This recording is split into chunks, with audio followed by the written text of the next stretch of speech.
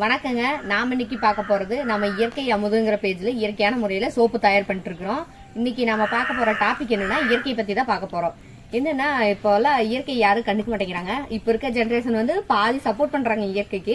இருந்தாலும் இயற்கையான முறையில அழகு சாதன பொருட்களும் உணவுப் பொருட்களும் தயார் பண்றாங்க. அவங்களுக்கு யாரும் சப்போர்ட் பண்ண மாட்டேங்கிறாங்க.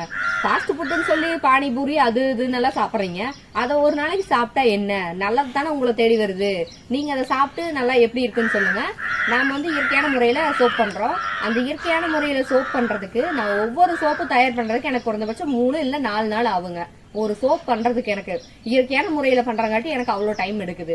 தயவு செஞ்சு இந்த மாதிரி இயற்கையான முறையில பொருட்கள் செய்யறவங்களுக்கு சோப்பு செய்யறவங்களுக்கு கொஞ்சம் சப்போர்ட் பண்ணுங்க. அப்புறம் உங்களை என்னைக்குமே நீங்க தான் நல்லது தேடி போகணும். உங்களுக்கு நல்லது தேடி வராது. நாங்க உங்களுக்கு நல்லது வரணுங்கிறதுக்காக நாங்க உங்களை தேடி வரோம். நாங்க அந்த பயன் அடைஞ்சிருக்கோம். அதனால உங்களுக்கு அந்த பயனை கொண்டு வந்து சேர்க்கணுங்கிறதுக்காக தான் நான் இந்த வீடியோ போடுறேன். அடுத்த பாட்டுல உங்களுக்கு இயற்கை பிடிக்கும் அப்படின்னா கமெண்ட்ல கிரீன் கலர் ஹார்ட் போடுங்க. நன்றி. அடுத்த வீடியோல பார்க்கலாம்.